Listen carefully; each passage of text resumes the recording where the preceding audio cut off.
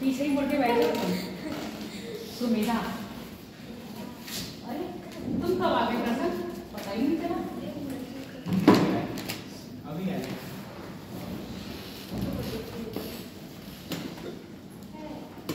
Date 11वां महीना है। कितने दिन रहेंगे इस महीने में?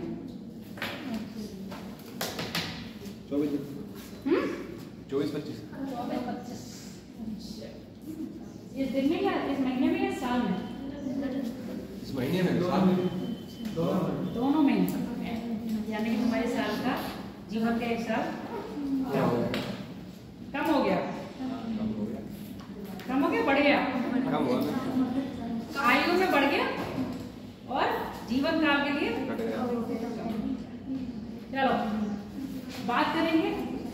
अभी क्या बताया था मैंने, कौन सी चट्टानें रूपांतरित हो रही हैं, पहले ये कर लो, उसके बाद ज्वालामुखी टॉपिक पर आएंगे। ठीक है, आगे कितने प्रकार की चट्टानें थी? चट्टानें पढ़े ना? कौन से 3 प्रकार? आगे चट्टानें, अपसारी चट्टानें और रूपांतरित।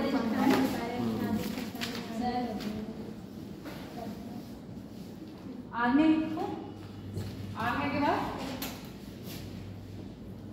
रूपांतरित,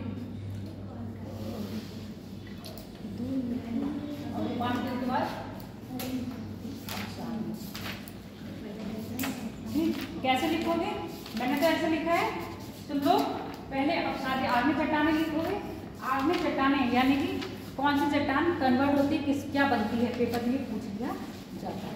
इसको तोते की तरह दिन रात सुबह उठो, जैसे डॉक्टर कहते हो ना, सुबह उठोगे नाश्ते के बाद 1 गोली खाली पेट, 1 गोली खाने के नाश्ते के बाद, 1 गोली दोपहर में खाने से पहले, और 1 गोली शाम को 4 बजे, और 1 गोली रात में सोने के बाद, या सोने से पहले? सोने से पहले। और सोने के बाद कौन सी गोली है? सोने के बाद है ना, सोने के बाद जो सुबह उठोगे खाली पेट गोली खाओगे वो है। तो ऐसे ही ये गोलियां हैं।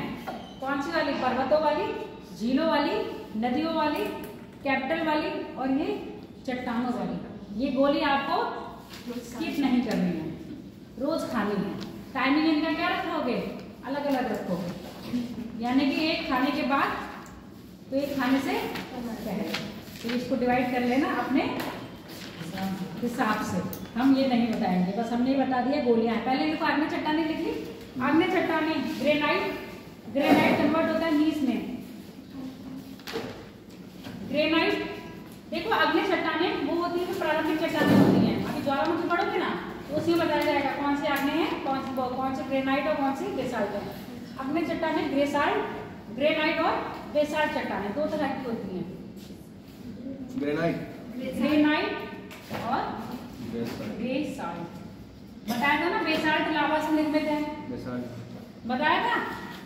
तो अब ग्रेनाइट कन्वर्ट होता है नीस में, बेसाल्ट कन्वर्ट होता है सिल्ट में।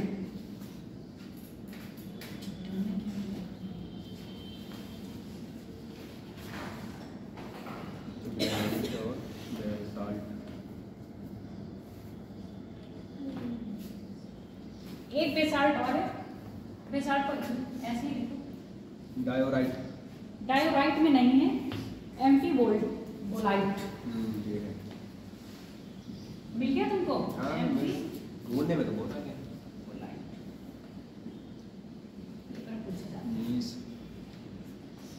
नीस, ये तुम लोग को होमवर्क दिया था मैंने, तुम लोग ये करके नहीं लाए। कौन सी चट्टान का क्या होता है, अपक्षय पर्दन होने के बाद किसमें कन्वर्ट होती है, लिख लिए। इसके बाद देखो अपसादी चट्टान। अपसादी चट्टान, सेल, चूना पत्थर, चौक। सेल, चूना पत्थर, चौक। सेल क्या होता है? चट्टानों के नाम होते हैं बेटा। जी मैम क्या मुझे चौक और डोलोमाइट। डोलोमाइट सुने हो? चौक के साथ ही लिख लेना डोलोमाइट। अब सादी चट्टानें। डोलोमाइट ये अपसादी चट्टानें उदाहरण पूछा जाता है। बलुआ पत्थर और कांग्लोमरेट। नमक भी में होता है इसमें। नमक नमक इसमें नहीं आता, इसमें दे रखा है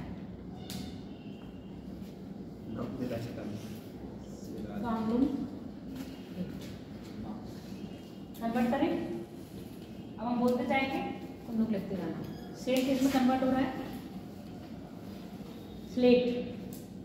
सेल स्लेट में और बेसाल्ट सिल्ट में। बेसाल्ट सिल्ट में और सेल स्लेट में। चूना पत्थर संगमरमर में। अच्छा स्टार बना लो। जो स्टार बोलेंगे ना और ऊपर दोनों स्टार बना देना, ग्रेनाइट वाला और बेसाल्ट वाला। स्टार बना लो मतलब पेपर में पूछे गए हैं। बलुआ पत्थर क्वार्टजाइट में। क्वार्टजाइट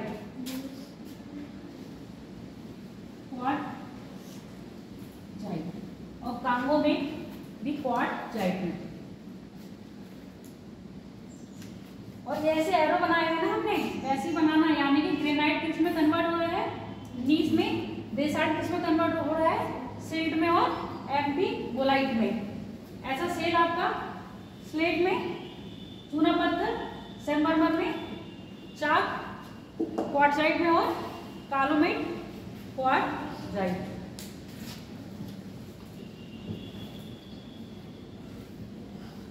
इसके बाद देख लो रूपांतरित चट्टान।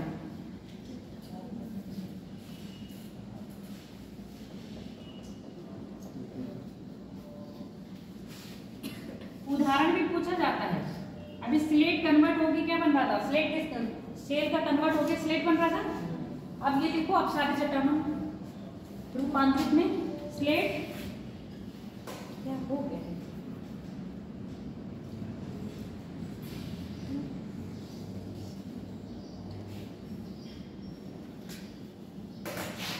पाइलाइट ग्रेवो।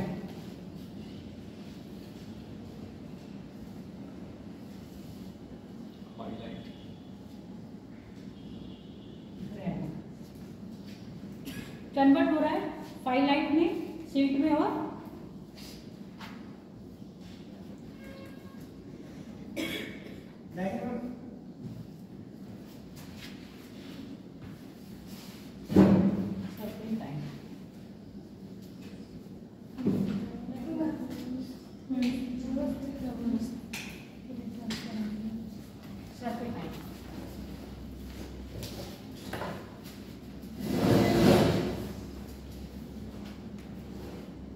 देखो विवेक में आके लाइटें जलाई हैं।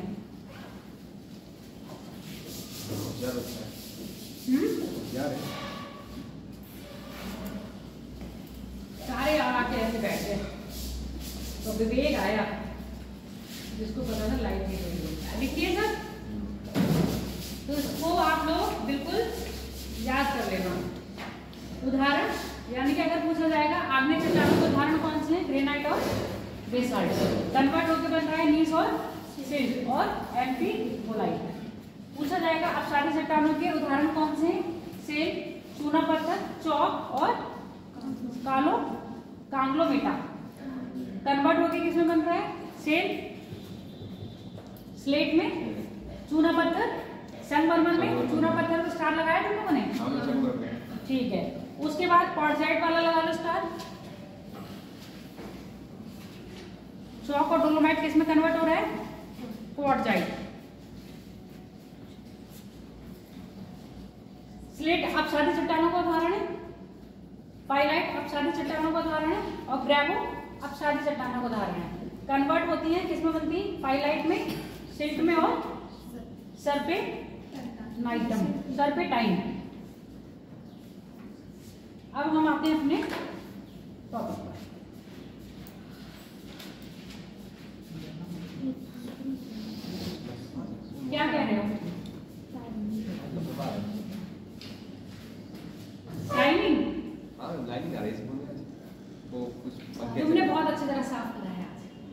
इसलिए इतना साइन आ रहा है। दिख नहीं रहा है तो लाइट बंद करो। डाउन तो नहीं। वो वाली लाइट से आ रहा होगा, देखो हाँ, उसी से। है ना, उससे नहीं पड़ रहा होगा। बंद करके देखो।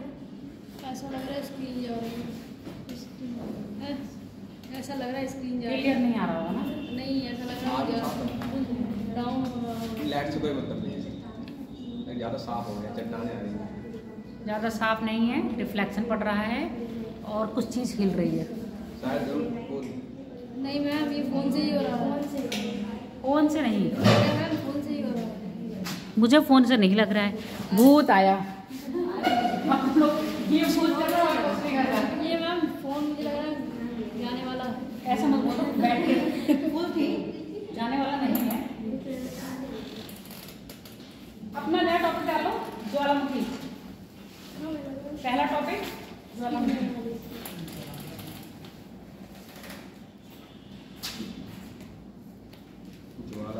ज्वालामुखी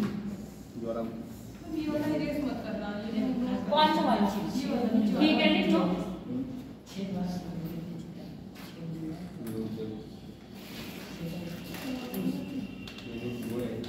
आज कल पॉपुलेशन ज्यादा थी, आज पॉपुलेशन कम है। क्यों? ठंड हो गई।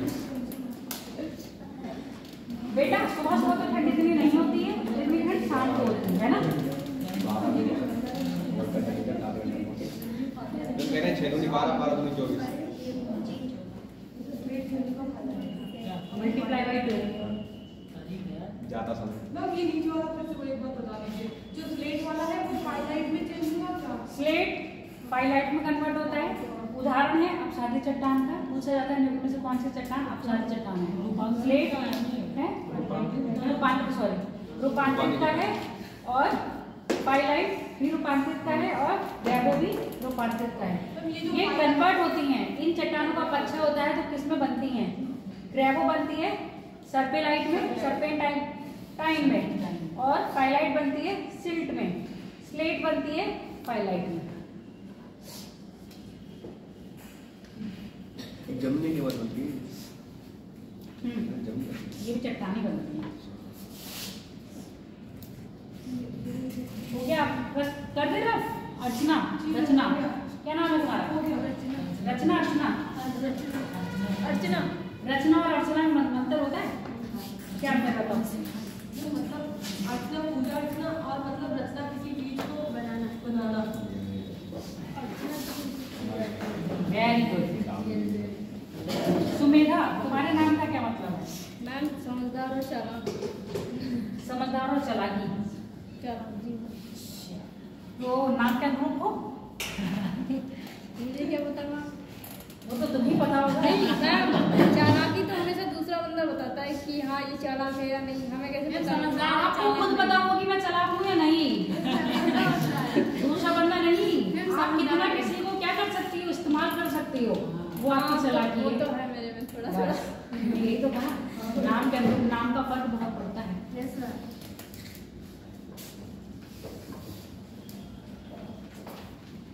लक्ष्य तुम्हारा उद्देश्य टारगेट कंप्लीट कर पाते हो या नहीं है? बता चाहते अभी हम लगे हुए हैं, हो जाएगा तो ठीक है। पूनम तुम्हारा चांदनी रात में। चांदनी रात। पूनम की रात। मेरा नाम चांदनी रात, पूनम की रात, जिस समय चांद पूरा होता है और चांद पे ग्रहण लगता है। पूर्णिमा पे तो लगेगा चांद पे ग्रहण, अमावस पे तो किसको सूरज को। नहीं लगता है।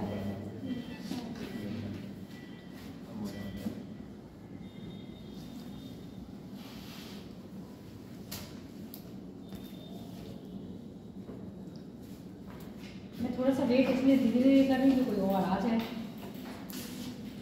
इसलिए मैं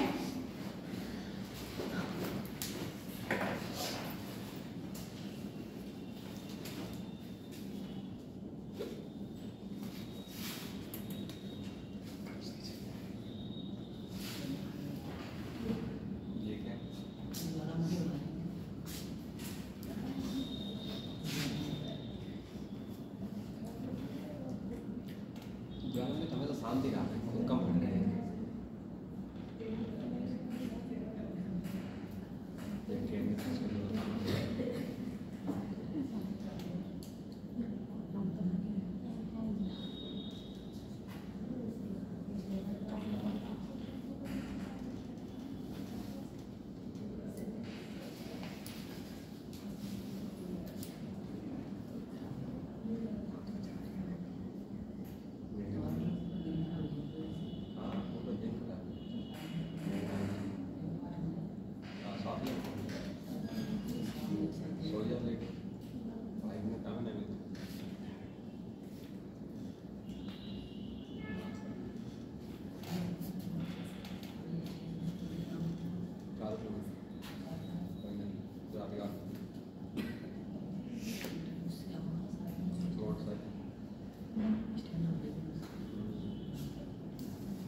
ये नहीं है मैडम, राइटिंग बड़ी अच्छी आ रही है। ज्वालामुखी शंकु मेरी राइटिंग अच्छी है हमें बढ़िया लग रही है। पर मैं जानबूझ के कलर लिखती हूँ।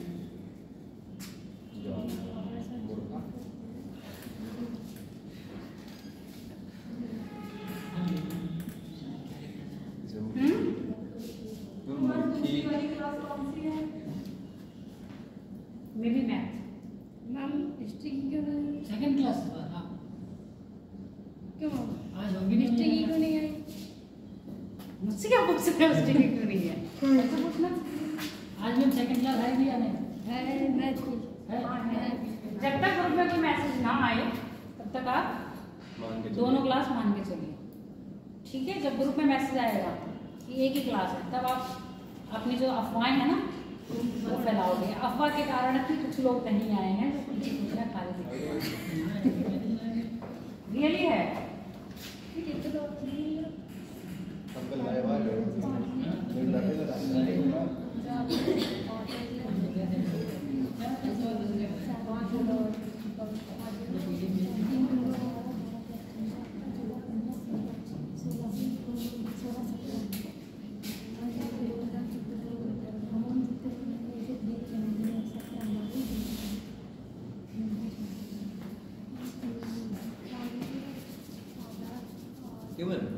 ज्वालामुखी केंद्र तक होता है, पृथ्वी के केंद्र तक, पृथ्वी के केंद्र तक केंद्र में नहीं होता है। तो फिर लावा आता कहाँ से?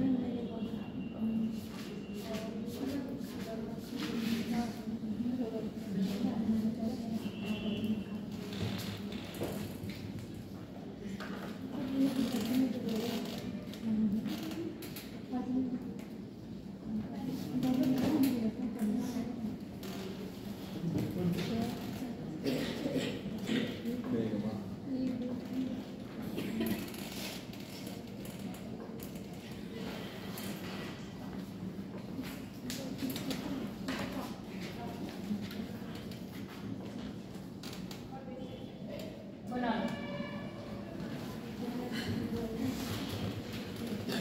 ये है ज्वालामुखी उद्गीरण।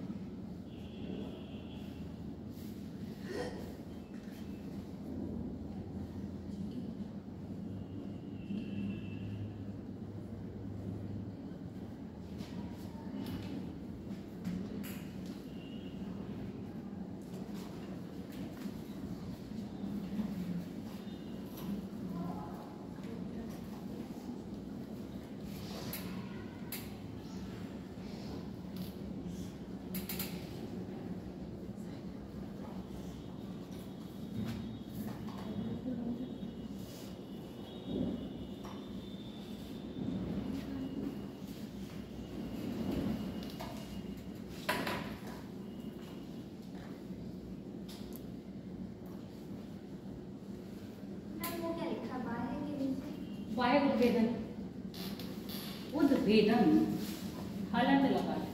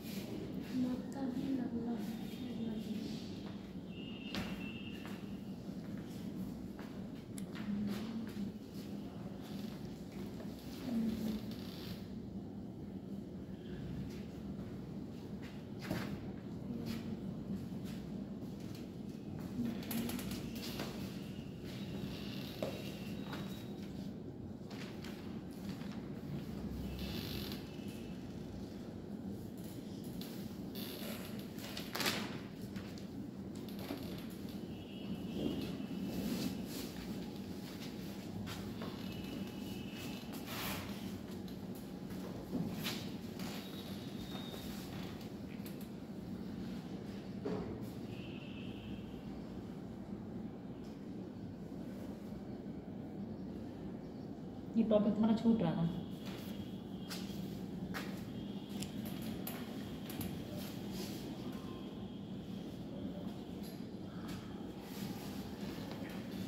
अरे तुम्हें पर्वत तो बता ही दिए थे,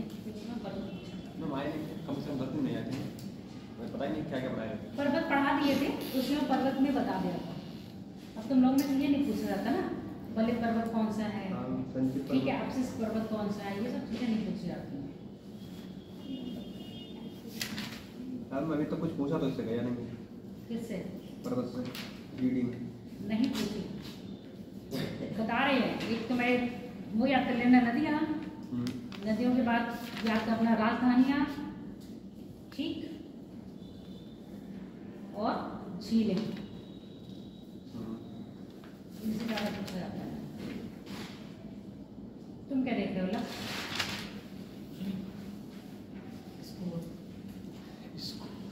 तुम अपने लक्ष्य से भटक रहे हो, नाम के अनुरूप नहीं हो। प्रसन्न, तुम्हारे नाम का क्या वो है मतलब? विवेक, तुम अपने नाम का मतलब बताओ। इनमें विवेक तो नहीं है। विवेक है, सहनशीलता है तुम्हारे अंदर, सोच समझ के काम करते हो। हाँ, नाम के अनुरूप नहीं है।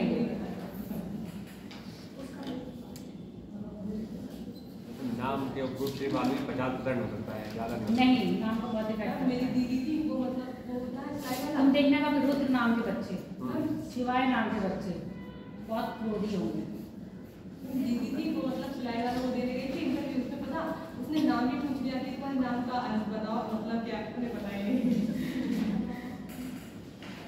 उन्हें लगी नहीं। हो गया, बन गया सबका? हाँ, तो बोल क्यों नहीं रहे हो, बातें कर रहे हो मेरे साथ? चलो बहनों, तुम दोनों सहेलियां हैं, तुम्हारा मुंह ज्यादा चलता है और हाथ कम चल रहे हैं, मुंह भी और हाथ भी दोनों चलाओ। बन गया, मिट गया, बन गया, मिटा दो मत, बताओ सच में मिटा दूंगी मैं। क्यों? दोनों करो। चलो आ जाओ सीधे से। देखो ज्वालामुखी, ये मैंने ज्वालामुखी जो तुम लोग को दिखता है ये ऊपर का पार्ट है, जो नहीं दिखता है वो नीचे का पार्ट है। पृथ्वी का मेटल क्या है? तरल। तरल के साथ साथ ताप क्या है? उच्च। यही उच्च ताप के कारण जो गैस है क्या करना चाहती है? बाहर निकलना चाहती है। जब ये गैस अधिक ताप और दाब भी कैसा है? अधिक ताप अधिक दाब के कारण ये ऐसा स्थान ढूंढती है जो क्या निकले? बाहर निकलना शुरू करे। तो बाहर निकलने के लिए जहाँ धरातल का क्या होगा? कमजोर प्रति या कमजोर स्थान होगा, वहां से ही ये बाहर निकलती है। ये अपने साथ ही बाहर नहीं निकलती। इसका मैं एग्जाम्पल बहुत बार दी हूँ। जब कुकर में खाना पकाते हो तो जब कुकर की गैस बाहर निकलती है उसके साथ दाल भी निकलती है और चावल बना रहे तो चावल भी निकलते हैं कि नहीं? और उसके साथ जो तुमने मसाला डाल रखा होता है वो भी निकलता है। तो ये सीधे एक कुकर है, इस पर तुम बैठे हो ना, कुकर है, पता ही नहीं है कि कहाँ की परत पतली है, ऐसा है क्या? ऐसा है? जहां मन चाहते हैं वहीं घर बना लेते हो, पता है? देखो वैज्ञानिकों को सब कुछ पता होता है कहाँ आपके रहने लायक स्थिति है, कहाँ क्या है ऐसे आपदा वाले क्षेत्र हैं। जहाँ आपदा वाले क्षेत्र होते हैं वहाँ पर अधिकतर क्या नहीं होता, लोगों का निवास नहीं होता है। ज्वालामुखी आपको देखने को मिलता है? भारत में है कोई ज्वालामुखी? पता नहीं होगा शायद। शांत भी है और सक्रिय भी है, दोनों ही है भारत में। ना बताओ मुझे हैं? काफी दिन हो गए पड़े हुए। बेरन सुने हो? बेरन भी सक्रिय है, नारकोंडम निष्क्रिय है। दोनों ही कहाँ पर है? अंडमान निकोबार भारत में है ना। तो फिर क्यों जब मैंने भारत कहा तो तुम्हारी आंखें ऐसी हो गई कि मैडम गलत पढ़ा दी? नहीं, आप गलत पढ़ाएंगे। चलो अब बात करते हैं, जब ये गैस क्या होती है बाहर निकलती है, निकलेगी कहाँ से? ये मैंने नलिका बना दी है, इन्होंने अपना एक स्थान ले लिया है, इसी नलिका से क्या करती है? निकलती है।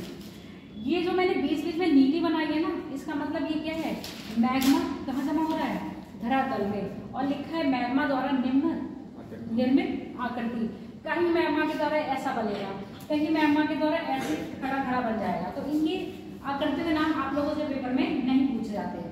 बस जो धरातल के अंदर ये तरल पदार्थ है उसको हम कह रहे हैं मैग्मा। जब ये धरातल के ऊपर आके आकृतियां बनाता है तो उसको हम कहते हैं लावा। तो मैग्मा द्वारा निर्मित आकृति और लावा द्वारा निर्मित आकृति। लावा द्वारा निर्मित आकृति वही होगी जो आपको दिख रही होगी। अब आपको ऊपर क्या दिखता है? ज्वालामुखी पर्वत दिखते हैं, उसके साथ साथ पठार दिखते हैं। पठार दिखते हैं कि नहीं? कुछ पठारों का निर्माण किससे हुआ है? लावा निर्मित है। और कुछ पठार कैसे हैं? लावा निर्मित नहीं है, ये भूमि की आकृतियों से बन गए हैं। अब मान लो यहाँ पर जमा होता गया, अब ये क्या हो गया? कभी कभी ये होता है लावा मैग्मा क्या होता है? धरातल के अंदर ऐसे जमा होता रहता है, तो धरातल का ये वाला पार्ट क्या हो जाएगा? ऊपर उठ जाता है। उठ गया धरातल का ये वाला पार्ट, ऊपर उठ गया। पर यहाँ पर काला नहीं दिखाई दिया आपको, ऊपर इसके मिट्टी दिखाई है। ऐसे डोम पर्वत कहे जाते हैं। ऐसे क्या कहे जाते हैं? डोम पर्वत। डोम डोम डोम पर्वत। तो डोम पर्वत भी क्या है? भू आकृति द्वारा निर्मित हुआ है। जब लावा धरातल के अंदर ही जमता है और उस सतह को फाड़ नहीं पाता है तो ऊपर क्या हो जाता है? उठ जाता है। पर जब इनका अब अच्छा पर्दन होगा तो नीचे से क्या होगा? नीचे से वही लावा निर्मित चट्टान आपको दिखाई देने लगेगी। क्लियर हो गया? अब तब मैग्मा नीचे, धरातल के नीचे। जब ये मैग्मा धरातल के ऊपर आता है और जो आने का सहारा होता है वो होती है आपकी, कहाँ लिख गई? नली, ज्वालामुखी नलिका। ज्वालामुखी नलिका के द्वारा आपका ये मैग्मा बाहर आता है। जब तक मैग्मा यहाँ रहेगा, ये तरल पदार्थ यहाँ है, तब तक वो क्या कहलाएगा? मैग्मा। जैसे ही ये तरल पदार्थ नीले से किस में आ रहा है? काले में, इसका नाम कन्वर्ट हो जाएगा। क्लियर हो गया? धरातल पे बिछेगा तो लावा, जमीन के अंदर रहेगा तो मैग्मा। तो लावा द्वारा निर्मित आकृति आपकी, एक तो आपके शंकुनुमा पर्वत, दूसरे आपके लावा निर्मित पठार हो जाते हैं। इनकी होती है डाइक होती है, डोमेन होती है, लैक्टो, फैक्टो, ये सारी क्या होती है? आकृतियों के नाम है। ये अलग अलग तरीके से बनती है। सिल्ट कैसे बनता है? वो सिल्ट वाले नहीं, सिल्ट बनता है जब लावा ऐसे बिछ जाता है इस तरह से, तो सिल्ट में होता है। जब ऐसे बनेगा तो डोम में बनेगा, जब ऐसे बनेगा तो डाइक में बनता है। ये आकृति है, आप लोगों के पेपर में नहीं पूछा जाएगा, सिर्फ ये पूछी जाती है ज्वालामुखी के प्रमुख अंग। तो ज्वालामुखी के मुख्य, ज्वालामुखी का मुख, ज्वालामुखी नलिका और ज्वालामुखी शंकु। मुख को क्या कह रहे हैं हम? क्रेटर। नलिका को क्या कह रहे हैं? जहां से ज्वालामुखी मैग्मा बाहर आ रहा है। और जो आकृति बड़े दिख रही है वो आपका ज्वालामुखी शंकु। उद्भेदन कब हो रहा है? जब ये गैसें अधिक ताप और दाब के कारण पृथ्वी की सतह से ऊपर आती हैं तो उसको ज्वालामुखी उद्भेदन कहते हैं। उद्भेदन के आधार पे हम ज्वालामुखी को 3 प्रकार में बांटते हैं। सक्रिय ज्वालामुखी, प्रसुप्त या निष्क्रिय ज्वालामुखी, दूसरा शांत ज्वालामुखी। सक्रिय ज्वालामुखी ऐसा जिसके अंदर हमेशा गुस्सा भरा रहता है, यानी कि परमानेंट दिन रात 24 घंटे पूरी साल क्या निकलते रहेंगे? लावा नहीं, गैसें निकलती हैं। और निकलता क्या क्या है ये बताओ सर इसमें। जब भी ज्वालामुखी उद्भेदन होगा तो उनसे तत्व कौन से निकलते हैं? एक निकलता है जल वाष्प CO2, N2, ये सारी चीजें आर्गन में निकलती है। एक बार पूछा जाता है ना आर्गन के वायुमंडल में कौन सी गैस निकलती है, नाम याद नहीं आर्गन में है वायुमंडल में किसकी मात्रा बढ़ने का मतलब होता है? नहीं नाइट्रोजन तो होगा ही ऑलरेडी, नाम याद आएगा तो हम बता देंगे, अभी नाम याद हमको नहीं आ रहा है। CO2, CO के साथ H2O जो कि जलवाष्प हो जाती है। उसके बाद आपके धूल के कण, धूल कण के साथ बड़े बड़े कण भी आते हैं। बड़े बड़े कण मतलब जो आपके बड़े बड़े पत्थर, जिसको हम क्या कहेंगे, क्या कहते हैं उसको? अरे बड़े बड़े पत्थरों को क्या कहेंगे?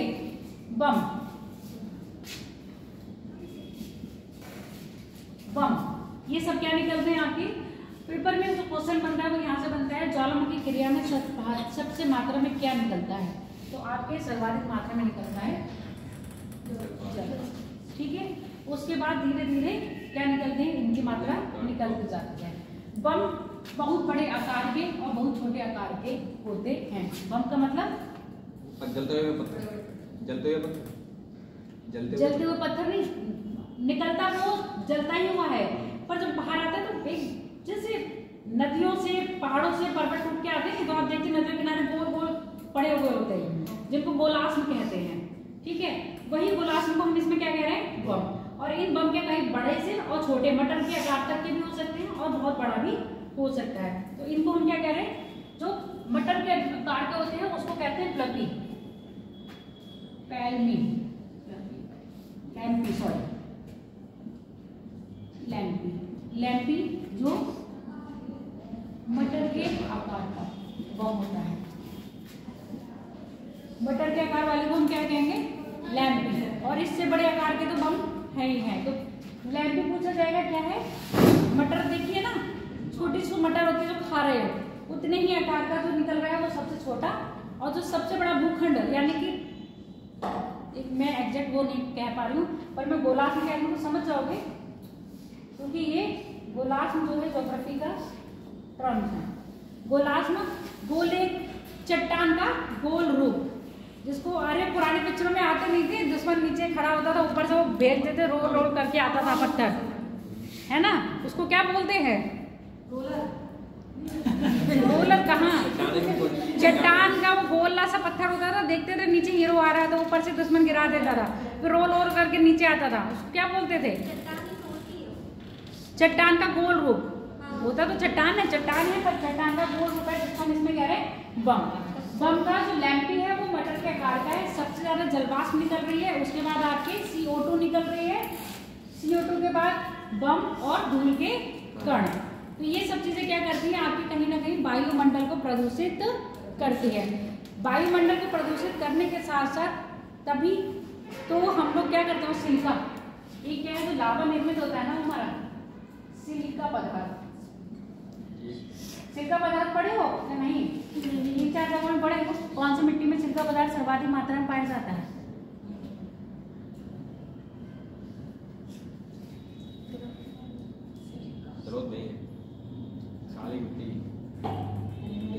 काली मिट्टी में सिलिका पदार्थ अधिक मात्रा में पाया जाता है। काली मिट्टी लावा द्वारा निर्मित होती है। ठीक, अब ये सिलिका पदार्थ भी ना 2 तरह से होता है, क्षारीय और अम्लीय।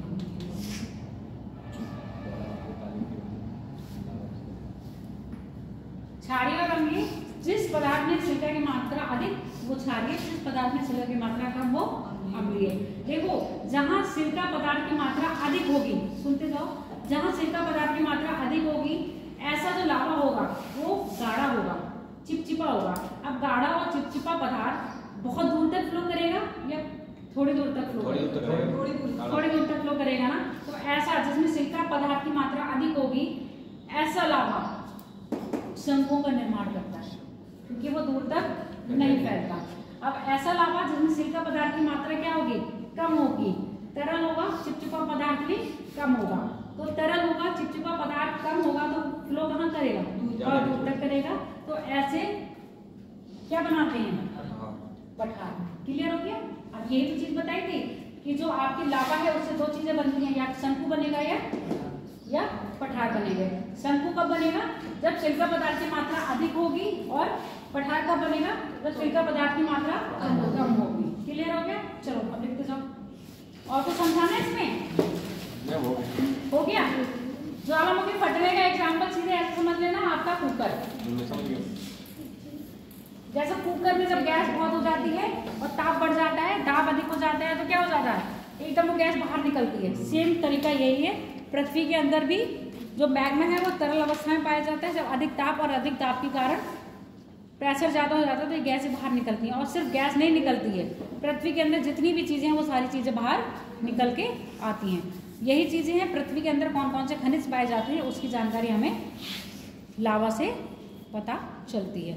और कोई भी लावा जब फूट रहा होता है तो उसका जो टेम्परेचर होता है, तापमान होता है 600 से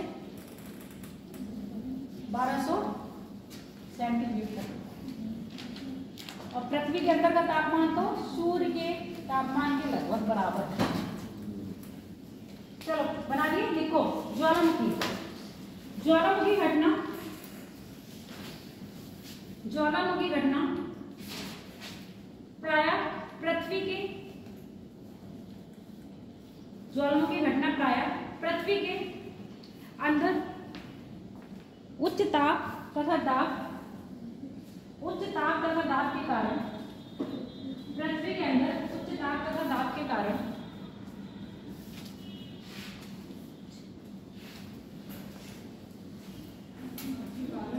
आंतरिक गैसें, उच्च ताप तथा दाब के कारण आंतरिक गैसें तथा तरल मैग्मा,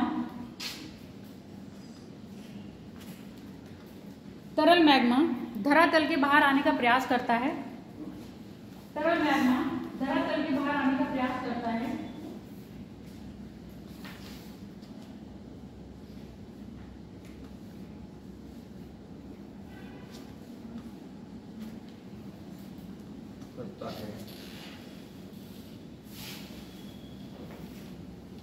तथा यह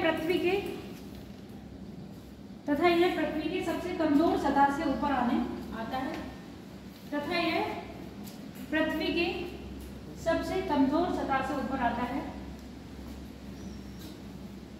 कमजोर सतह से ऊपर आता है।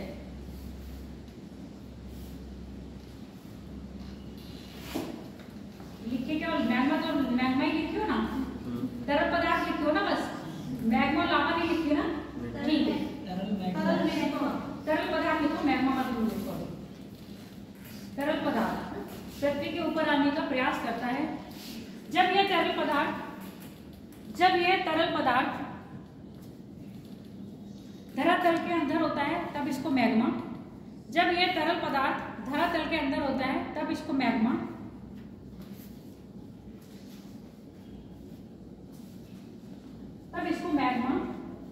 तथा धरातल के बाहर इसको लावा कहा जाता है, तथा धरातल के बाहर इसको लावा कहा जाता है। ज्वालामुखी उद्वेदन के दौरान, ज्वालामुखी उद्वेदन के दौरान,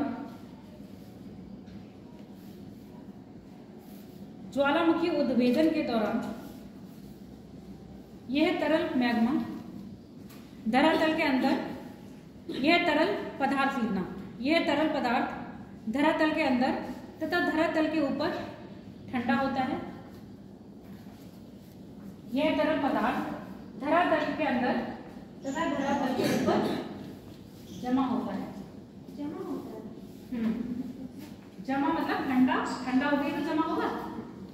अब मेरी बात सुनो, जो मैंने सेंटेंस लिखवाया, जब यह तरल पदार्थ धरातल के अंदर और धरातल के बाहर, तो जब धरातल के अंदर जमा हो रहा है तो धरातलीय उद्वेदन होगा, आंतरिक उद्वेदन। जब बाहर हो रहा है तो बाहरी उद्वेदन। ठीक, अब धरातल के अंदर जो ठंडा होता है, अब यहाँ ज्यादा ठंडा पहले होगा कि यहाँ पहले? ऊपर ज्यादा ठंडा। क्यों?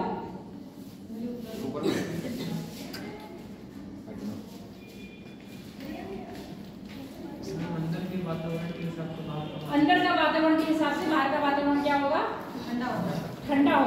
है ना, इसलिए ये वाला मैग्मा कैसा होगा, ठंडा जल्दी होगा। किसके कंपेयर में, इसके कंपेयर में।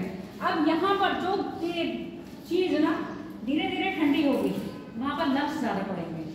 लम्स का मतलब गोलियां, ठीक है।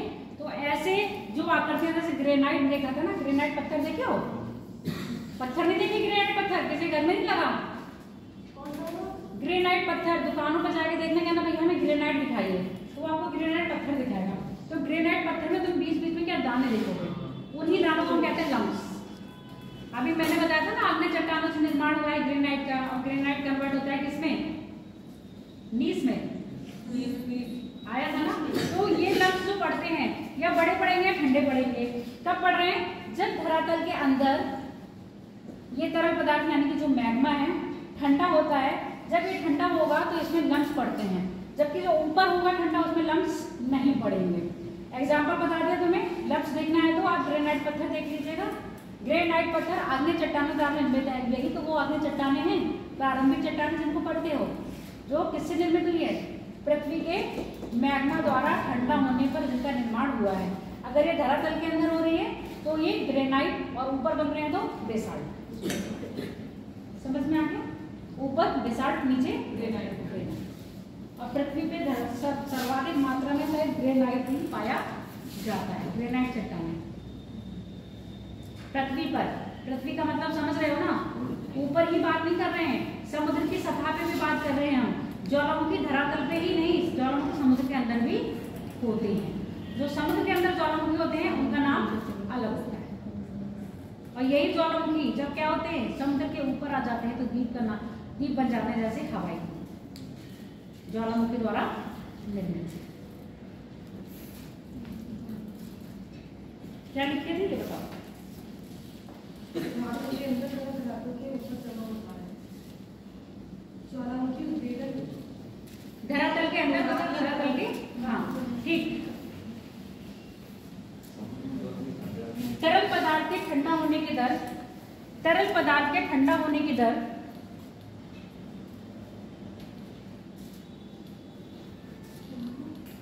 तरल पदार्थ के ठंडा होने की दर, तुम ये तरल पदार्थ हम बोल रहे हैं, बस ये समझ लेना, जब ये ऊपर होगा तो लावा और धरातल के अंदर होगा तो मैग्मा, बस इतनी याद रखना। तरल पदार्थ के ठंडा होने की दर प्रायः धरातल के अंदर देर से तथा धरातल के ऊपर, धरातल के ऊपर कैसा होगा, जल्दी। ठंडा होने की दर धरातल के अंदर कम या देर से तथा धरातल के ऊपर जल्दी होती है, जिस कारण धरातल के अंदर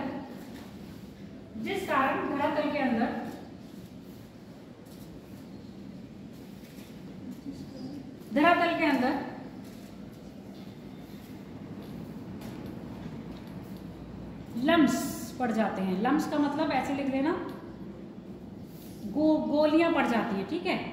जैसे हलवे में गांठें नहीं पड़ जाती हैं, मतलब वो जो रसोई वगैरह में लगता है तो पत्थर, ग्रेनाइट पत्थर ही आजकल अधिकतर लोग लगा रहे हैं। जो ताजमहल है वो संगमरमर का है, और संगमरमर किसके द्वारा परिवर्तित रूप है, चूना पत्थर का, ठीक है। तो जो ताजमहल है वो संगमरमर है, जो अधिकतर अब लगता है जिसमें दाने दाने होते हैं वो ग्रेनाइट पत्थर है। लम्स पड़ जाते हैं, ठीक है। जिस कारण धरातल के ठंडा होने ये धीरे होता है, जिस कारण धरातल के अंदर की चट्टानों में लम्स पड़ जाते हैं। ये लैंप भी निकलते हैं, लैंप की लम्स। रसोई में पत्थर लगता है, इतना मोटा था, रसोई में लगता है पत्थर। किसमें लगता है, रसोई में इतना मोटा लगाते हैं। हाँ हाँ मैं समझ गई, हाँ वही पत्थर। ग्रेनाइट की पहचान है उसमें दाने धारियाँ नहीं होती हैं, धारियाँ में है ना? दाने होता है। और जिसमें दाने नहीं है वो ग्रेनाइट पत्थर नहीं होगा, वो नॉर्मल पत्थर होता है। अरे यार बार देख लेना, तुम जाग के रहना, भैया हमें ग्रेनाइट दिखा दो जरा, दिन पड़ता है, वो तुम्हें दिखा देगा, बस समझ जाना कि कौन सा ये पत्थर है ना, और किससे कन्वर्ट हुआ है, ये आगे चट्टानों का निर्मित है। लिख ली हो ये नहीं, पूरी लैंग्वेज क्या लिखी हो ये मुझे बताओ।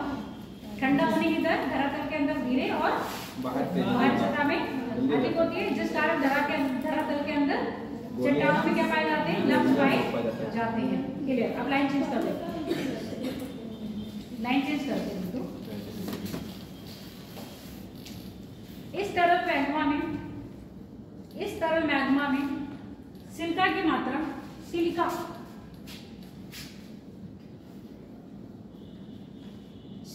तत्व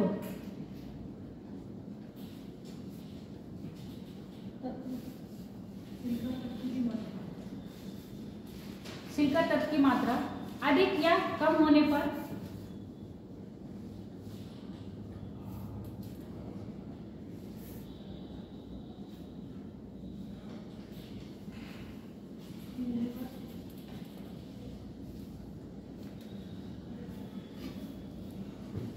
सिलिका तत्व की मात्रा अधिक या कम होने पर यह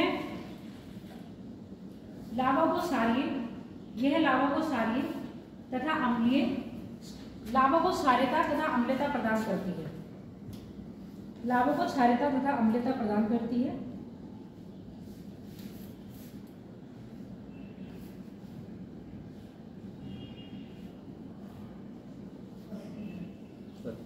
करती है। ठीक है। जिस लावा में सिलिका की मात्रा अधिक होगी वह लावा एसिड तथा जिस लावा में सिलिका की मात्रा कम होगी वह लावा अम्लीय होगा।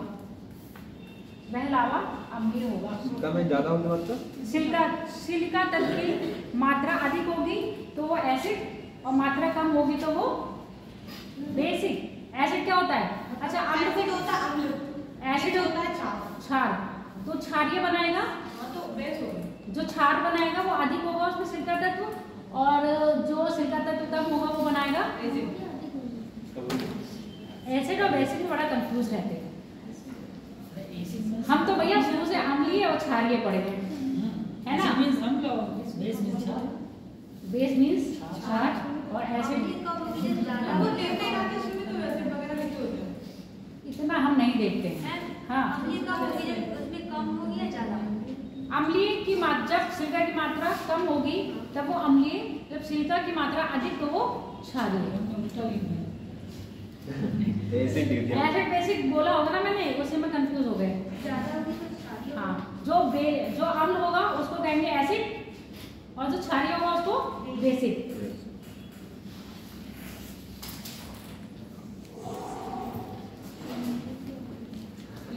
अब मुझे बताओ, जो अम्लीय होगा उससे कौन सी आकृति बनेगी?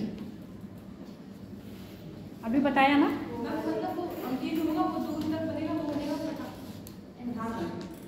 अम्लीय में सिलिका की मात्रा, सिलिका पदार्थ की मात्रा कम होगी, है ना। अम्लीय क्या है आपका? सिलिका की मात्रा क्षारीय बोला ना। सिलिका की मात्रा जिसमें ज्यादा वो क्षारीय।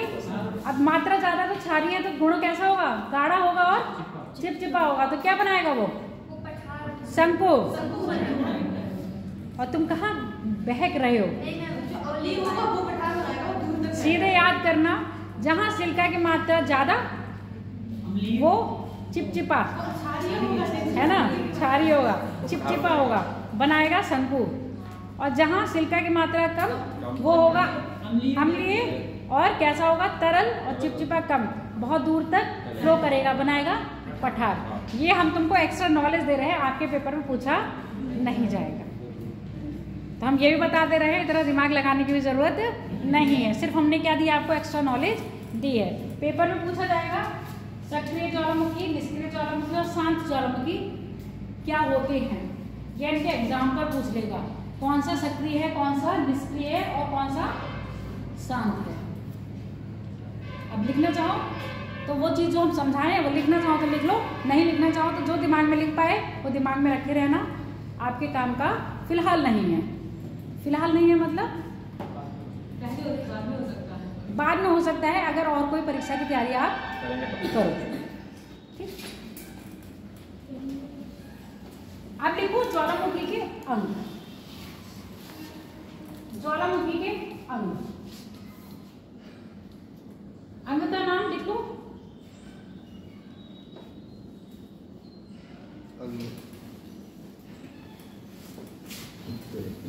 कौन है ज्वालामुखी नलिका?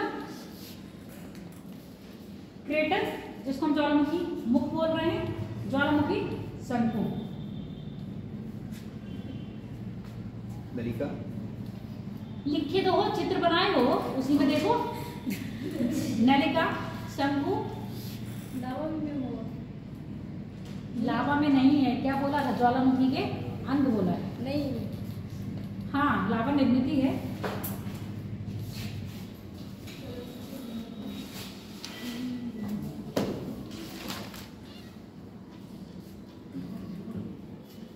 अब लिखो ज्वालामुखी उद्वेदन से निकलने वाले तत्व। ज्वालामुखी उद्वेदन से निकलने वाले तत्व।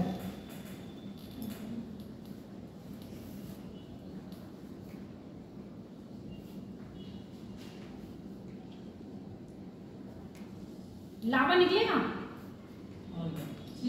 है ना? मैग्मा तो नहीं निकलेगा ना? लावा निकलेगा ना? लावा निकलेगा कि मैग्मा निकलेगा? लावा निकलेगी, गैस निकलेगी। लावा, मैग्मा तरल पदार्थ जो है धरातल के अंदर मैग्मा है, और जैसे ही बाहर निकल रहा है वो क्या बन जाएगा? लावा। तो लावा निकलता है, जल वाष्प निकलती है, धूल निकलती है, धूल के कण और राख। धूल के कण और राख लिख लिए। सर्वाधिक मात्रा में जल वाष्प,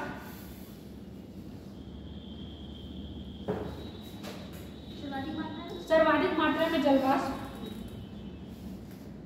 इसके अलावा CO2 लिख लो, carbon dioxide, sulphur dioxide, hydrogen sulphide, hydrogen, carbon monoxide,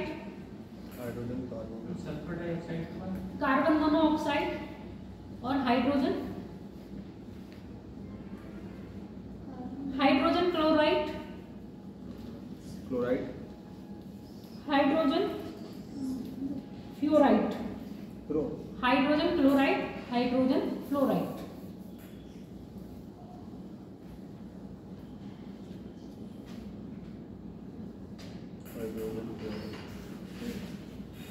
लिख लिया, याद रखोगे।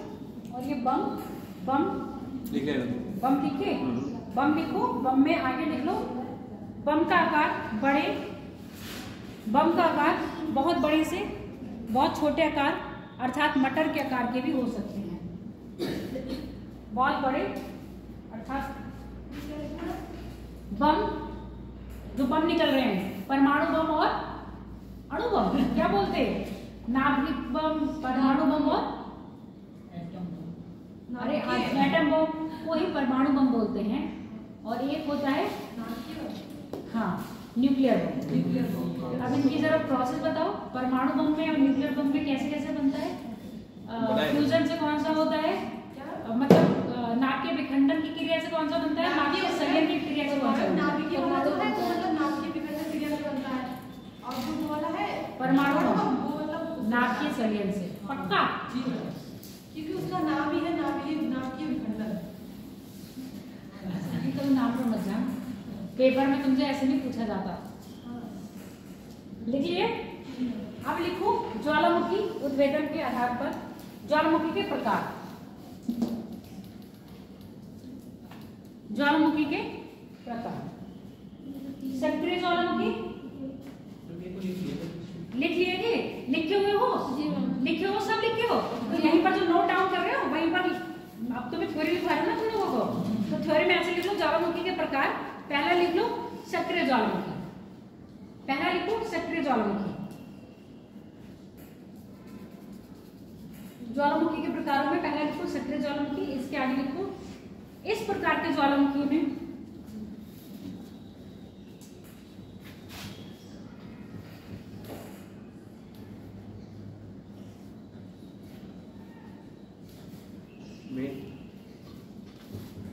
ज्वालामुखी उद्वेदन सदैव ज्वालामुखी उद्वेदन की क्रिया या प्रक्रिया, ज्वालामुखी उद्वेदन की क्रिया या प्रक्रिया, इस प्रकार की ज्वालामुखी में ज्वालामुखी उद्वेदन की क्रिया या प्रक्रिया सदैव चलती रहती है।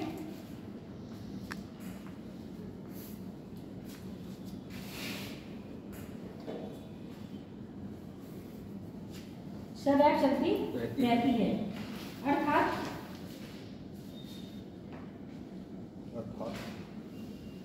इस प्रकार के ज्वालामुखी में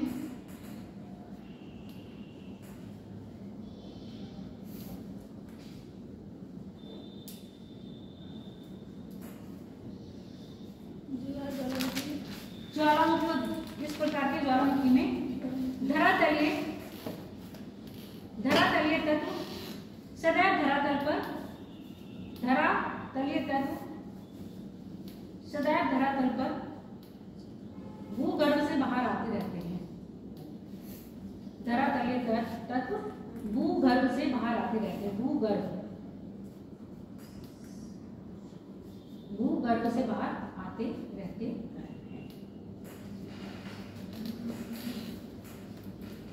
अच्छा, एक क्वेश्चन पूछूं? पृथ्वी के अंदर कौन से स्तर में मैग्मा पाया जाएगा? कौन से परत के अंदर मैग्मा पाया जाएगा?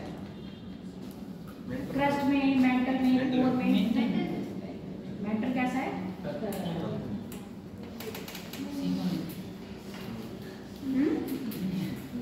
सीमा निकले। हाँ, सीमा। मैं तो बड़ा इसमें कंफ्यूज रहती हूँ सियाल सीमा निकले। अगला लिखो प्रसुप्त। उदाहरण अभी लिखोगे या एक लिस्ट बनवाएंगे हम? इसी में लिखोगे तो लिख लो स्ट्रैम्बोली। एक काम हुआ, बहुत सारे हैं ना, इसीलिए हम बस एग्जांपल देते रहे। स्ट्रैम्बोली एक काम हुआ, एटना। स्ट्रैम्बोली एक काम हुआ, एटना। स्ट्रैम्बोली एक काम हुआ, एटना। ये मैम सक्रिय ज्वालामुखी है। ये सक्रिय ज्वालामुखी हाँ, विदेशों में होगी। हम लिस्ट बनवाएंगे, तुमको एग्जांपल दिए हैं कि सक्रिय ज्वालामुखी का क्या है, उदाहरण है। एटना इटली में एक काम हुआ आपका, अफ्रीका में और दक्षिण अमेरिका में, इक्वाडोर के पास। और दूसरा कौन सा बोले क्या? स्ट्रैम्बोली। कोई उमस वाला इटली में है। अब लिखो निष्क्रिय प्रसुप्त ज्वालामुखी या निष्क्रिय ज्वालामुखी। हाँ, सुसुप्त भी बोलते हैं, प्रसुप्त सुसुप्त।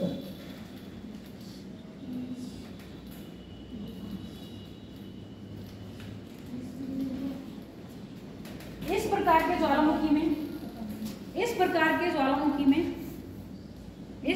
ज्वालामुखी में ज्वालामुखी उद्भेदन की प्रक्रिया आज हमारा ये वाला टॉपिक होता है। कल हम करवाएंगे चक्रवात, लास्ट टॉपिक रहेगा, ठीक है? इस प्रकार के उत्पेदन की प्रक्रिया में सदैव ना होकर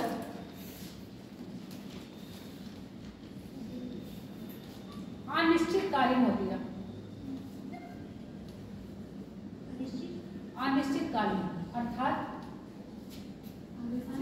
अनिश्चितकालीन, उसका कोई पता नहीं होता है कब ज्वालामुखी उद्भेदन हो जाए। ऐसे समझो, एक के पिताजी हैं और माता पिता हैं। पिताजी को बार बार गुस्सा आता रहता है, पिताजी सक्रिय ज्वालामुखी है। माता जी का गुस्से को पता ही नहीं है कब बेलन पड़े या कब चिमटा पड़े। माता जी कैसी हैं? प्रसुप्त है, ठीक। भाई बहन, उसको गुस्सा ही नहीं आता है,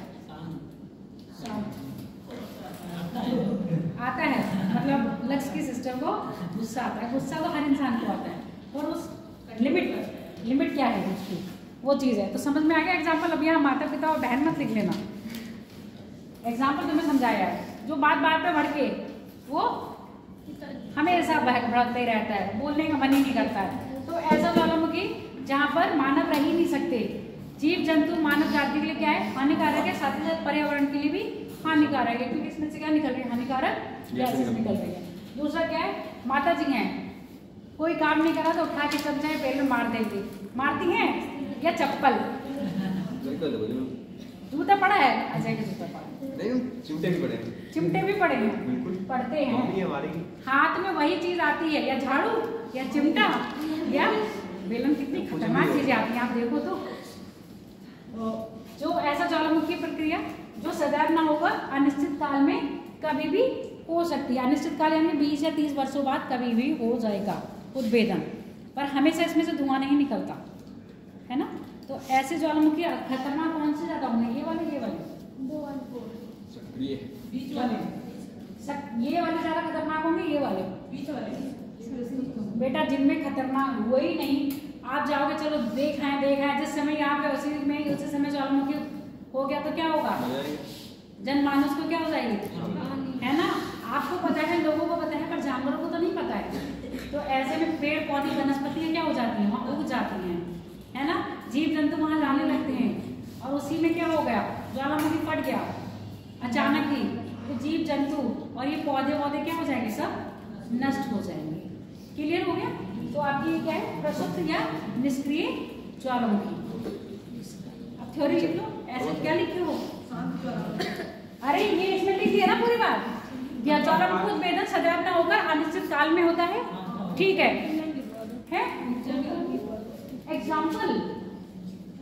एग्जाम्पल को देखिए,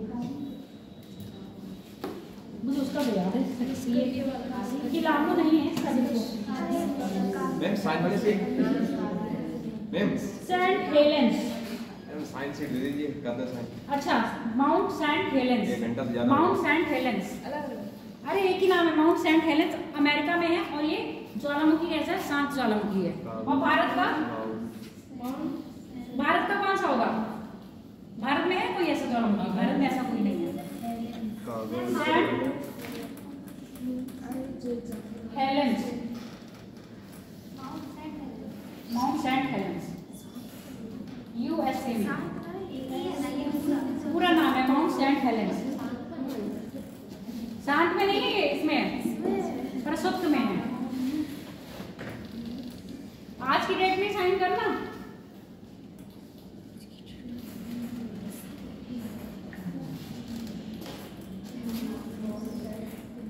अगला लिखो, शांत या मृत ज्वालामुखी। ऐसा ज्वालामुखी, शांत या मृत ज्वालामुखी, ऐसा ज्वालामुखी जिसमें ज्वालामुखी उद्भेदन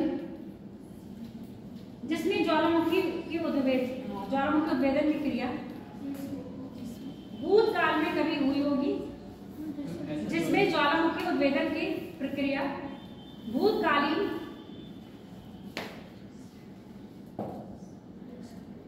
तथा भूतकालीन हुई होगी। 50 से, देखो ऐसा होता है ना, 50 वर्षों या 60 वर्षों तक जिसमें उद्भेदन नहीं हुआ उसको हम शांत मान लेते हैं, है ना। 50 वर्ष या इससे अधिक वर्षों में कोई उद्भेदन प्रक्रिया नहीं हुई होती है, कोई उद्भेदन प्रक्रिया नहीं होती है। ऐसे ज्वालामुखी शांत ज्वालामुखी की श्रेणी में आते हैं, जैसे किलिमंजारो, भारत का Narcondam, Kilimanjaro, Narcondam,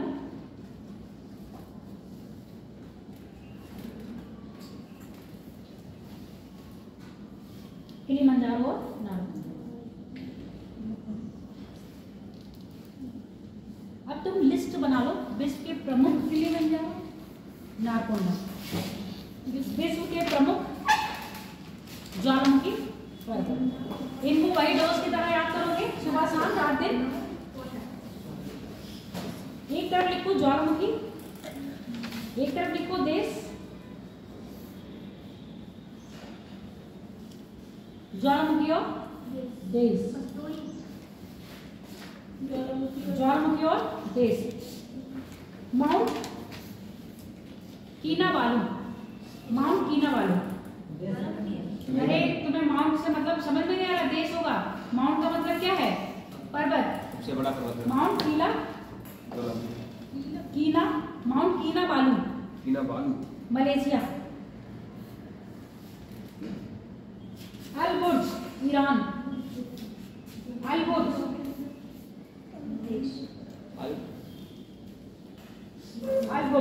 Iran, Alborz, Burj Khalifa देखे हो ना। Colima, Mexico, Colima, Colima Mexico, Mount Rainier,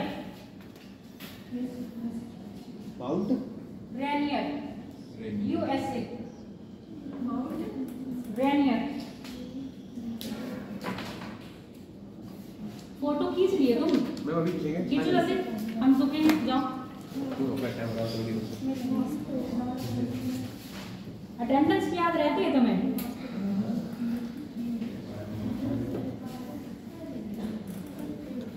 mount ताल फिलीपींस, माउंट ताल, ताल से ताल मिलाओ वाला ताल, देखो माउंट ताल लाहे,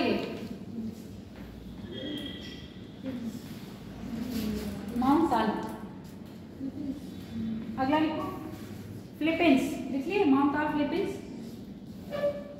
Vesuvius Italy, Vesuvius Italy, star इस पे लगाओ और उसके ऊपर उस पे लगाओ विसुवियस,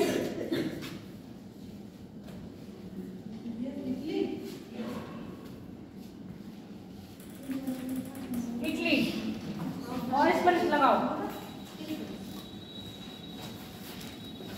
रेनियर पर। Cotopaxi Ecuador, Cotopaxi, Cotopaxi,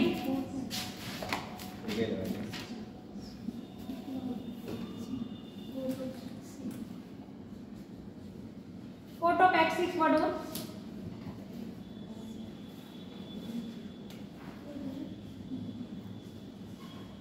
पोपोकैटेपिटल,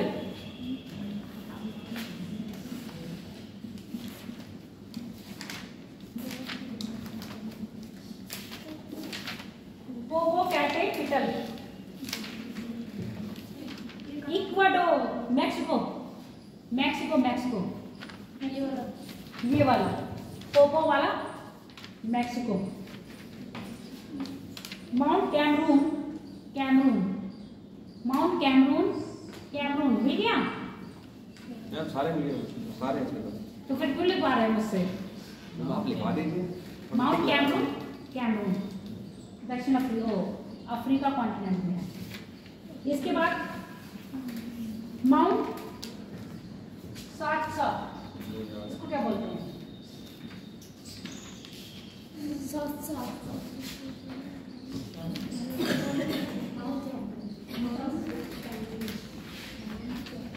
USA, USA, Mount Pinatubo,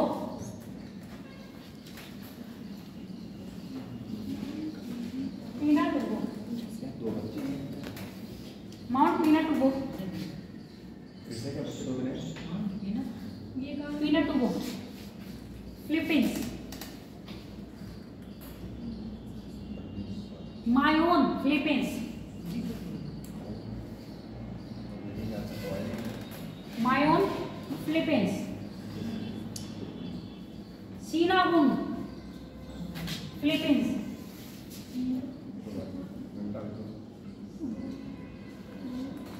सीनाबुन Philippines.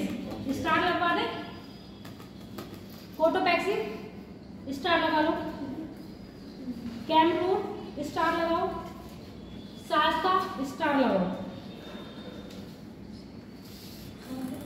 Sasta star. Mount Etna Italy, Mount Etna Italy. Mount Merapi Indonesia, Mount Etna Italy. क्या कर रहे हो? Mount Merapi Indonesia, Mount Merapi, Merapi, मेरा लिखो आगे पी लगा दो, खून पी है ना, उसमें भी मेरा खून पी, तो मेरा खून, खून बीच में लगा देना, जोड़ देना मेरा पी। इंडोनेशिया। सवन काया पेरू,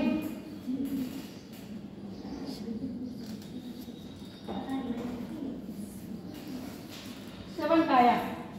मेरा पी में स्टार लगा लेना, मेरा स्टार लगा लेना मेरा पे में। सेवन का है। हाँ इंडोनेशिया। किलायू मैम ये कहाँ पे? क्या बताया था? पेरू। पेरू पिलायू नहीं, ये बताया है। सेवन का आया। अब लिखो पिलायू।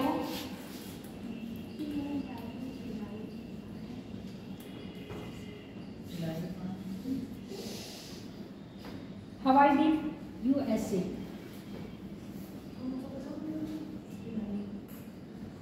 मोना लोआ। स्टार लगाते जाना, ये जो बोल रहे हैं पिलाऊ पे और मोना लोआ पे। यूएस हवाई द्वीप मोना लोआ हवाई द्वीप यूएसए। यूएसए हवाई द्वीप यूएसए। माउंट सेंट हेलेंस लिख दिए थे ना यूएसए, जो एग्जाम्पल में लिखिए वहां पर। यूएसए। चिंपाराजो इक्वाडोर। चिंपाराजो इक्वाडोर। बिल्लार द्वीपा।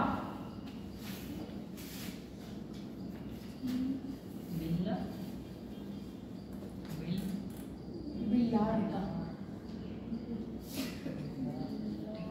ये आधा आया बिल्ली वाला।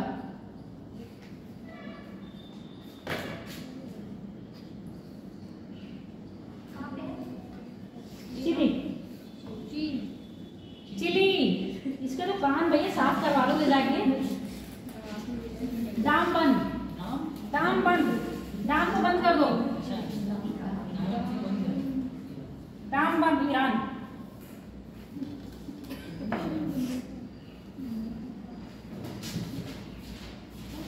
चलो हो गया। कितना टाइम बचा? 15 मिनट। क्वेश्चन करोगे? हैं? नहीं करोगे? क्योंकि अब टॉपिक तो स्टार्ट हो नहीं सकता।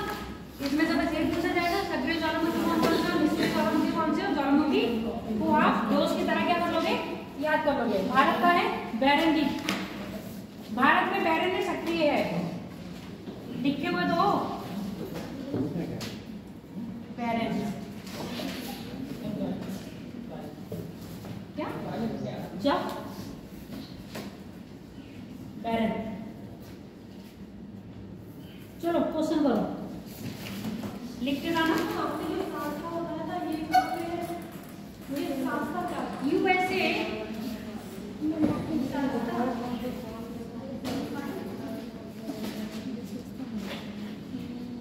तुम्हारे दोस्त कौन रहेगा? तुम दोस्त की तरह कहो मैडम यहाँ होते तो दोस्त होते हैं और बाहर होते तो दोस्त नहीं होते हैं। ये तुम लोग की दोस्ती बड़ी अच्छी है।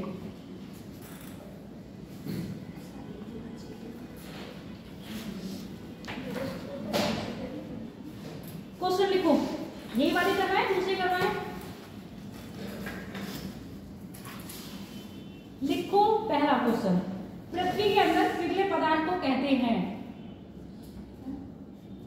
देखो ये उत्तराखंड टीसीएस में आया हुआ है 2006 में। पृथ्वी के अंदर पिघले हुए पदार्थ को कहते हैं। याद रहेगा ना? बिल्कुल याद रखना, लावा मत बोल देना, ठीक है? धरातल के अंदर पिघले हुए पदार्थ को, जमे हुए पदार्थ को कहते हैं लावा। पृथ्वी के अंदर से धरातल के अंदर बोला था, बाहर नहीं बोला था। अगर धरातल के ऊपर बोलते तब लावा होता।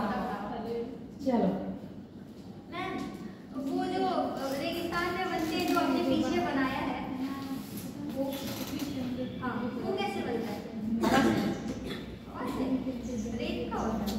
वो ऐसे नहीं बनता है, उसको अर्धचंद्राकार में बहुत बनता है। बहुत होती है आकृतियां, क्या पढ़ोगे तुम लोग? अर्धचंद्राकार में ऐसे आकृतियां बनती हैं, ठीक है? यहाँ पर ढाल होगा और इधर टीला बनता हो जाएगा। ये हवा से बनाई जाती है। मैम तो अम्ब्रेला जैसा बनता है ऐसे। वो डोम होता है, उसको भी डोम ही कहते हैं। वो रेत का बनता है। रेत का भी बनता है। रेत का जब पवनें क्या होंगी, ऊपर रेत होती है, ये साइड की चीजों को लेके चली जाती हैं, ऊपर की ओर ऐसी इकट्ठी होती है, वो डोम बन जाता है। और ये अधिकतर बनती है ये वाली आकृति, चंद्राकार वाली। लिखो क्वेश्चंस, मिक्स करवाएंगे हम, ठीक है।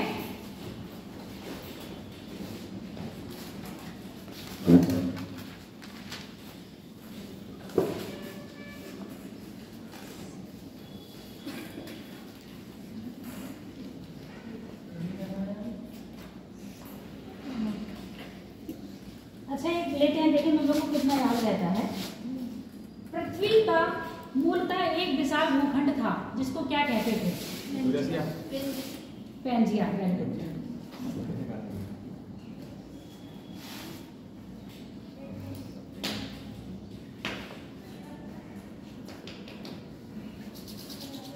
क्वेश्चन देखो, रूपांतरित चट्टानों की उत्पत्ति।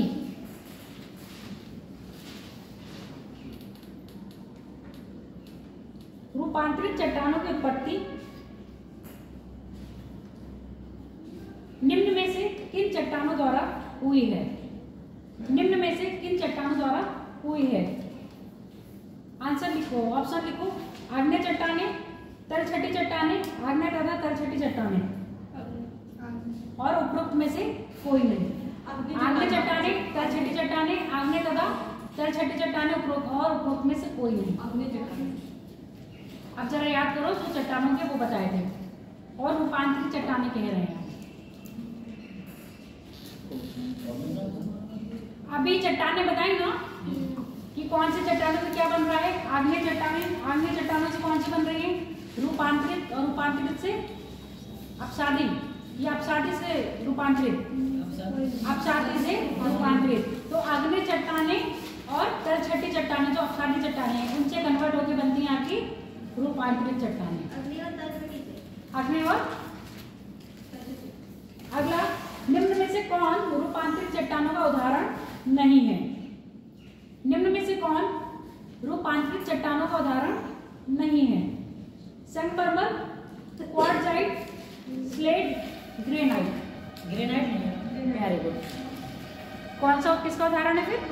आग्नेय का। ये आग्नेय का। याद रखोगे तो इस तरह के क्वेश्चन बन के आते हैं। अगला क्वेश्चन देखो, लिख लिया ना क्वेश्चंस? निम्नलिखित में से कौन समूह से संबंधित नहीं है? अच्छा ये वाला रहने दो।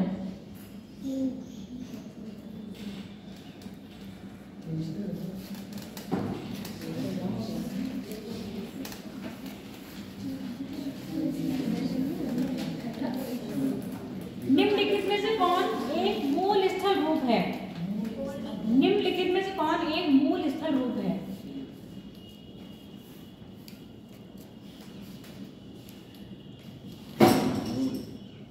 मोनाडनॉक, मोनाडनॉक,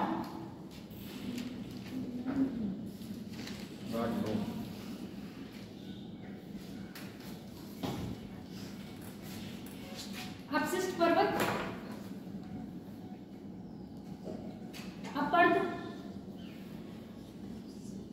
अपरदनात्मक जलप्रपात। पहले लिखो अपर्दन, अपर्दन लिखो, उसमें नात्मक जोड़ दो, जलप्रपात। उसके बाद लिखो ज्वालामुखी संधि। बताओ आंसर।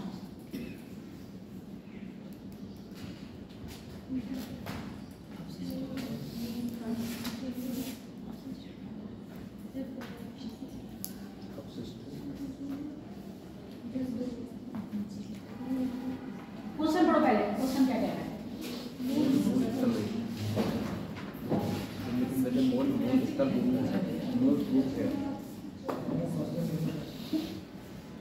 अभी पढ़ के आए हो,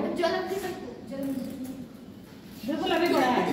पृथ्वी के अंदर से जो सबसे पहले निकला है, और यही बताया था पृथ्वी के अंदर कौन से खनिज पाए जाते हैं। उस अभी बोली ना मैं, स्टेटमेंट में यही चीज तो बताई थी। पृथ्वी के अंदर कौन कौन से तत्व पाए जाते हैं उसकी सर्वाधिक जानकारी कौन देगा आपको? ज्वालामुखी शंको। क्योंकि तरल लावा एकदम निकलेगा, उसी को क्या कर लेते हैं? कलेक्ट कर लेते हैं, और फिर हम क्या करते हैं? लैब में जाकर उसकी रिसर्च करते हैं, पता चलता है कि धरातल के अंदर कौन कौन से तत्व प्रधान है और कौन सी मात्रा में है, तो यही तो है। इसके बाद तारा शंकु और ये जो पर्वत बने हैं तो क्या हो जाएंगे, अपक्षय पर्दन होगा ना, फिर मौसमी क्रियाएं पड़ेंगी। बच्चा कितना गोरा था वो बचपन में ही तो पता चलता है, उसके बाद तो क्या होता है, काला होने लगता है। मौसमी क्या होता है उस पर, मौसम का असर। तो सेम यही बात है। गर्भ के अंदर भू तत्व यानी प्रमुख मूल तत्व क्या है, शंकु, जो सीधे सीधे किससे निकला, भूगर्भ के अंदर से, और उसमें कौन से तत्व विद्यमान है वो हमें इससे पता चल रहा है। बाकी तो क्या हो गए, अपक्षय हो गया, पर्दन हो गया, छटपिट गए, कुछ बचा नहीं ना। चलो ये तो मैं नॉलेज के लिए दिया था बस, जो स्टेटमेंट दी थी मैं अभी क्लास में वही सर पूछने के लिए कि देखें कितना ध्यान से पढ़े हो। तो कोई तुम लोग ध्यान से नहीं पढ़े थे।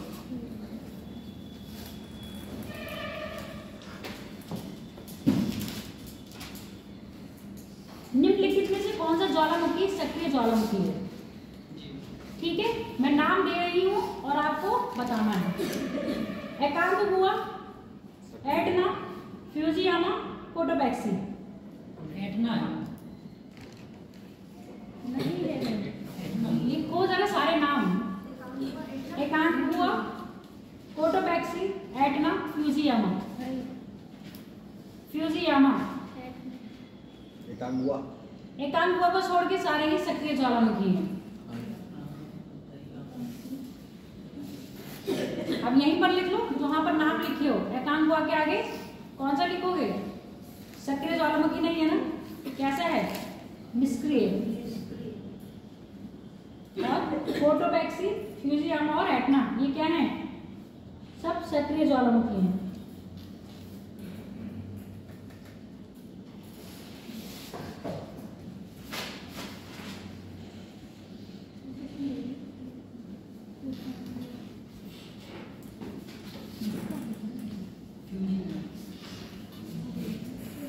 चलो अफ्रीका की सर्वोच्च चोटी, अफ्रीका महाद्वीप की सर्वोच्च चोटी कौन सी है तथा कहां पर अवस्थित है, लिखो और बताओ। इसका आंसर तुम ही दोगे, मैं ऑप्शंस नहीं दूंगी इसमें। नहीं ऑप्शन दे दो, बिल्कुल नहीं।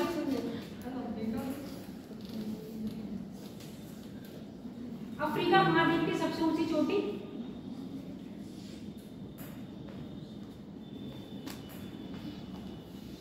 अफ्रीका महाद्वीप की सबसे ऊंची चोटी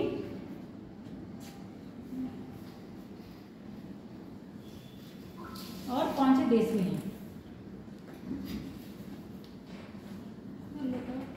नहीं बिल्कुल नहीं, बिल्कुल नहीं। पढ़ क्या रहे हो, कल तुम्हारी ज्योग्राफी क्लास है तो मुझे एक आंसर नहीं दे पा रहे हो। अगर पूछ लिया गया और ये बिल्कुल सबसे लो लेवल का सवाल है,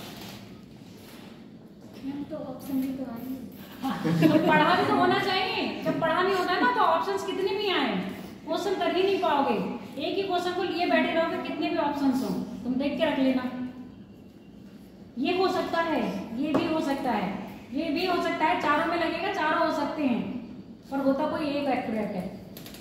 अगर तुम्हें आता होगा ना तो बिना ऑप्शंस के भी कर लोगे, और नहीं आता है तो कितने भी ऑप्शंस होंगे। अगर मैं अभी गलत सारे ऑप्शंस दे दूं तो उसमें से तुम करोगे नहीं करोगे, एक बताओगे और गलत ही बताओगे, तो फिर चलो मैं तुम्हें दे दूं जज करने के लिए, तुम कह रहे हो उसमें मैं तुम्हें सारों गलत ऑप्शन दूं, फिर क्या करोगे, उसमें लगेगा ही नहीं। जब तुम्हें नहीं आता है ना तो गलत ही आंसर दो।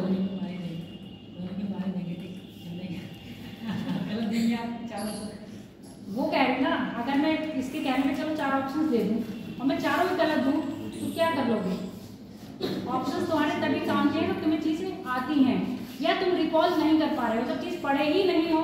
अब जैसे हम कुछ भूल जाते हैं, अब मैं तुम्हें ये बताना ही भूल गई, अगर वो क्वेश्चन अभी जस्ट मेरे सामने आ जाएगा और देखोगे तो आगे जाएगा, तो बिना देखे, मतलब नाम याद नहीं है पर मेरी मेमोरी में है, अभी मेरी लैंग्वेज में तो नहीं आ रहा, मुंह से तो नहीं बोल पा रही, तुम लोग बता नहीं पा रहे, पर जैसे क्वेश्चन आएगा मैं टिक लगा दूंगी सही। तो ये चीज होनी चाहिए, आप याद नहीं कर पा रहे हो, है ना, वो बात अलग है, और पता ही नहीं है और फिर मैं आपको ऑप्शन से गलत दे दूं तो कैसे सही बताओगे। तो पहली चीजें नंबर 1 स्टेप है, आपको चीज याद करनी है और हर चीज रेफरेंस नहीं याद हो पाती, पर कभी कभी होता है आपकी मेमोरी में वो चीज होती है पड़ी हुई, जैसे ही आपके सामने आएगा ऑप्शंस क्यों हैं कि हाँ क्यों दे रहे हैं वो आपको, आपने पढ़े हुए हैं, और जैसे आपके सामने आएगा आप सही आंसर पे टिक लगा दोगे। और जब पढ़े ही नहीं हो या याद ही नहीं है तो चारों आपके लिए क्या है, अनजान है।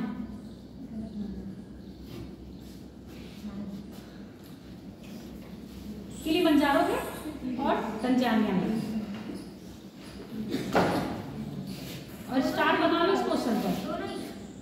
किलिमंजारो सबसे ऊंची चोटी है अफ्रीका की, किलिमंजारो, और तंजानिया में। वैसे तंजानिया कहा जाता है, एक्चुअली ये तंजानिया और केन्या के बॉर्डर पे अवस्थित। अगला लिखो, एक लास्ट क्वेश्चन है ये, टाइम बता दो जरा। हाँ, जब तक तुम्हें हम बताएंगे, जब तक 27 से 28 भी हो जाएंगे, तुम मिलाओगे अभी। एक तरफ लिखो सूची 1, सूची 2। जो सूची 1 है उसमें सारे ज्वालामुखी के नाम लिखो, एटना, वेसुवियस, और क्वेश्चन भी मुझे याद आ गया,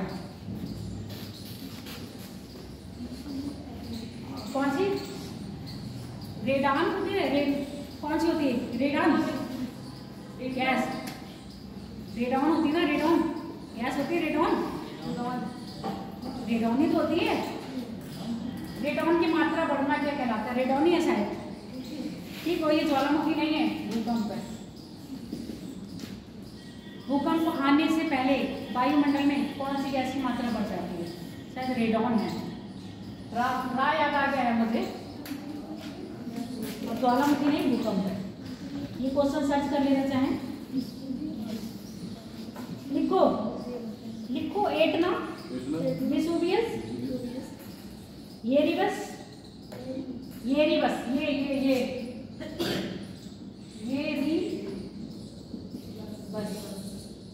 ये रही बस, ठीक है, ये रही बस, ये रही बस, ये रही बस नहीं, ये रही बस। और कोटोपैक्सी, कोटोपैक्सी। दूसरी तरफ लिखो, सूची 2 में लिखो, रॉस द्वीप, इक्वाडोर, इटली, सिसिली। रॉस द्वीप, Ecuador, Italy, Sicily. Cotopaxi Ecuador में है, एटना इटली में है, एक ना इटली में। मैम और क्या बताएं? कोटोपैक्सी, अरे Sicily, Sicily, Sicily.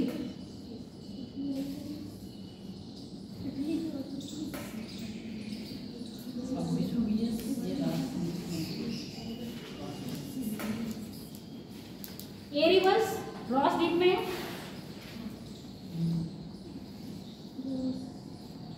Etna, Sicily, Etna, Sicily, Etna, Sicily, Vesuvius, Italy,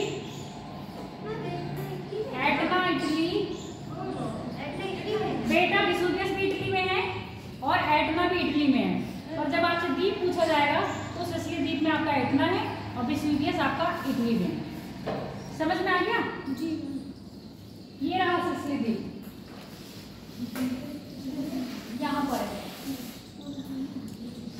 और सिसिली द्वीप क्या है, इटली का ही हिस्सा है। जब द्वीप नहीं देगा तो इटली देश पूछेगा। वेसुवियस, इटली, और कोई बचा? कोटोपैक्सी तो करंट लगा ही दिया होगा, इक्वाडोर, बस कितना है, और कोई क्यों?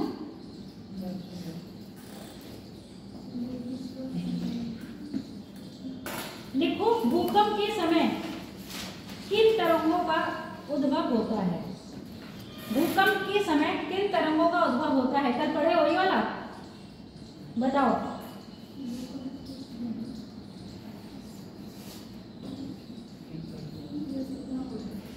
किन तरंगों का उद्भव होता है? आंसर दो, ऑप्शन नहीं देंगे हम इसमें, है? कौन कौन सी तरंगें निकलती हैं भूकंप के टाइम पर? बस यही इसका आंसर है, ये नहीं पूछा है कि धरातल पर कौन सी आएंगी सबसे पहले या सर्वाधिक। क्वेश्चन को समझो, कौन सी तरंग है, पी एस और एल।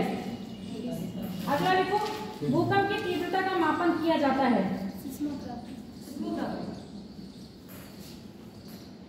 आंसर करके लाना इसका, इतना गलत दे रहे हो तुम लोग। Very good.